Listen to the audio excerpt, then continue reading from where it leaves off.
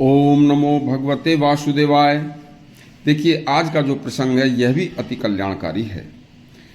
महाभारत का युद्ध समाप्त होने के बाद जब पांडव हस्तिनापुर पर राज्य करने लगे तो वहाँ प्रतिदिन उनके यहाँ पर जो चर्चा होती थी वह चर्चा होती थी आगे आने वाले युग के ऊपर।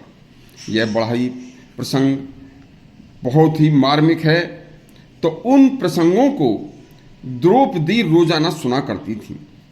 तब द्रौपदी ने एक दिन दुखी होकर कहा, हे माधव, भगवान श्री कृष्ण से कि क्या कलयुग का कलंक मेरे पौत्र परीक्षित को ही लगेगा। तो यह जो प्रसंग है बड़ा ही मार्मिक है। तो भगवान श्री कृष्ण ने कहा था कि चिंता न कर कल्याणी, तेरा पौत्र परीक्षित भी कलयुग में केवल 7 दिन ही जीवित रहेगा। सुनिए,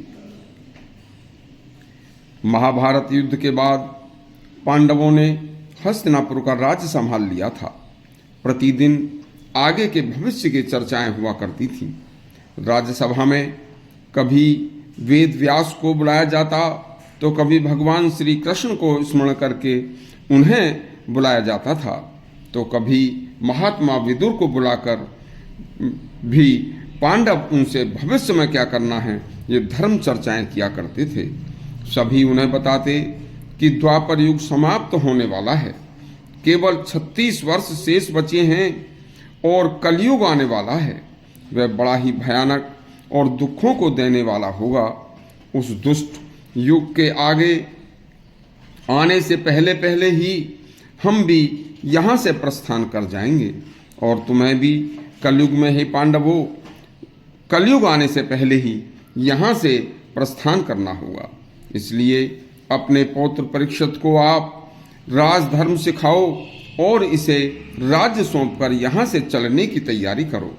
तुम्हारे पौत्र के शासनकाल में ही कलयुग आएगा और तुम्हारा पौत्र परीक्षित ही उसे रहने का स्थान देगा।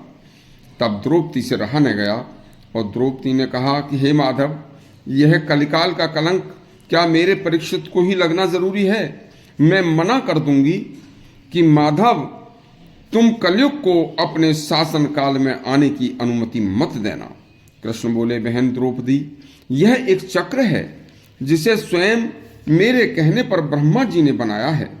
17,28,000 वर्ष का सतयुग की आयु है। इसे समाप्त होने पर त्रेतायुग को 12,96,000 वर्ष के लिए आना ही है और इसकी आयु पूरी होने पर जो वर्तमान चल रहा है, इसकी आयु, इस द्वापर युग की आयु 8,64,000 वर्ष थी, जो अब पूरी हो चुकी है। मात्र 36 वर्ष शेष बचे हैं। आज से 36 वर्ष बाद कल्याणी, आगे आने वाला कलयुग अवश्य आएगा, इसे कोई रोक नहीं सकता। उस युग की आयु केवल 4,64,000 वर्ष होगी और उस युग में पापाचार बहुत बढ़ जाएगा।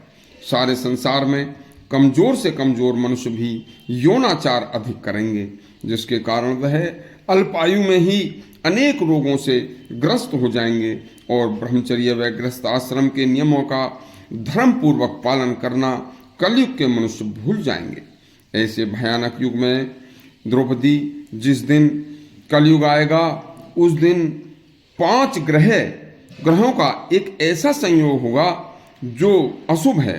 तो सुनिए, मंगल ग्रह, बुध, शुक्र, बृहस्पति, शनि मेष राशि में 0 अक्षांश पर होंगे। उस दिन से कलयुग का प्रारंभ होगा और कलयुग घोड़े पर सवार होकर समस्त राशि, वेशभूषा तथा दिव्य अस्त्रों से सुसज्जित होकर परीक्षित को वन में, जंगल में आखेट के दौरान अकेला मिलेगा और वह अपनी वाक्पटुता, चतुराई से नम्रता पूर्वक परीक्षित से उसके राज्य में रहने का स्थान मांग लेगा। परीक्षित उसकी बातों में आकर आपका बताया हुआ सारा वृतांत भूल जाएगा और उसे स्वर्ण में रहने का स्थान दे देगा। स्वर्ण मुकुट परीक्षित के सिर पर होगा कल्याणी। परीक्षित के स्वर्ण मुकुट में फौरन कलयुग प्रवेश करके परीक्षित की मति को भंग कर देगा और फिर वह अपनी मति भंग होने के कारण द्रौपदी, परीक्षित मात्र 7 दिन ही जी पाएगा, 7 दिन बाद मर जाएगा।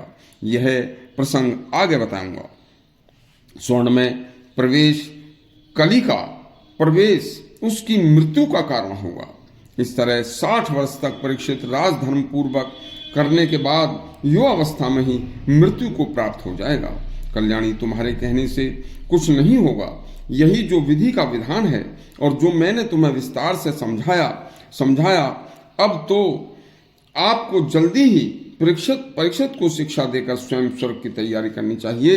श्री कृष्ण ने द्रौपदी से कहा था कि तेरा पौत्र जो कलयुग में 7 दिन रहेगा, इससे आगे का वृत्तांत कल बताएंगे। यदि आपको इस तरह का हमारा वृत्तांत अच्छा लगा हो तो हमारा चैनल सब्सक्राइब करें और घंटी दबाएं। धन्यवाद।